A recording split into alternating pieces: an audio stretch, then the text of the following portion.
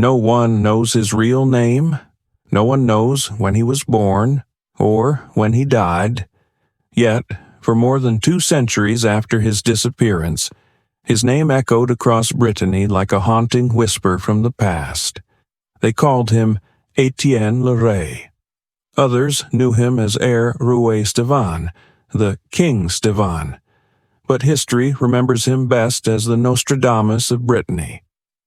Number 1.5. He was said to be a vagabond, a wanderer who roamed from village to village with nothing but his rags, his voice, and his strange prophecies. He could not read, he could not write, he could not even speak French. And yet, somehow, this illiterate beggar became one of the most mysterious prophetic figures in French folklore. 1.5. Was he truly a prophet gifted with visions of the future? Or was he a madman, transformed by myth into a legend? This is the Enigma of Étienne Le Ray, the mysterious vagabond prophet of Brittany. 1.5. The man of mystery, who was Étienne Le Ray. 1.5. Little is truly known about Étienne Le Ray, not his birth, not his death, and perhaps not even his real name. Some said he was a peasant born in the heart of Brittany. Others claimed he was a fallen noble, punished by fate to wander the land. But most believed he was a holy fool, a man touched by the divine, or cursed by it. 1.5. He spoke only the Breton language, a tongue already fading in 18th century France. To the local villagers, his words carried a strange rhythm, half riddle, half revelation. Despite his poverty, Étienne Le Ray seemed to possess an unsettling wisdom about things that were yet to come. Farmers whispered that he foretold the death of local lords, failed harvests, and even storms that destroyed fleets along the coast. And when his predictions came true, the legend grew. Number 1.5. They began calling him the prophet of the people. He accepted no gold, owned no land, and slept under church porches or in the fields. Yet his words reached nobles and priests alike. His fame spread so widely that travelers carried tales of him across Brittany and even beyond, to Paris. But here lies the enigma. How could an illiterate beggar, a man who could not read or write, become a prophet so renowned that he would be remembered centuries later?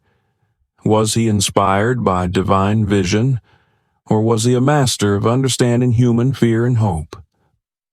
While 1.5. His prophecies and the fear he inspired. While 1.5. In every village he passed, Étienne Le Ray left behind not gold, but fear, wonder, and whispers. He spoke of fire falling from the heavens, kings losing their crowns, and oceans swallowing ships whole. They say the vagabond spoke of a black winter that would freeze the cattle, and a war that would break the back of France. Many of his prophecies seemed absurd until they came true. When harvests failed, storms wrecked Breton ports, and soldiers never returned from distant wars, people remembered the ragged man with haunted eyes who had warned them. 1.5. His fame reached the ears of the clergy, who called him a dangerous heretic. Yet some priests confessed in secret that his visions carried truth, that he spoke of France drowning in blood, decades before the French Revolution ever began. He warned of the fall of kings, the burning of churches, and the suffering of the innocent. But he never named dates. His prophecies were like riddles, open to interpretation, impossible to prove false. 1.5. To the frightened, he was a messenger of God. To the powerful, he was a threat to order, a voice too wild to be silenced by reason, and so began the effort to erase him, his name, his words, his memory. But stories have a way of surviving long after their tellers vanish. 1.5. his disappearance an enduring legend. 1:05 by.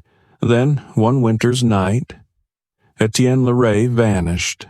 No one saw him leave, no one found his body, only his footprints ending abruptly near the edge of a cliff, as if the earth had simply swallowed him whole. Rumors spread quickly. Some said he had been taken by angels, others swore the devil himself had claimed him. A few believed he had foreseen his own death and walked willingly into the sea. Wildfire. Years later, villagers claimed to see a shadowed figure wandering the moors during storms. A man with wild hair and empty eyes, whispering of disasters yet to come.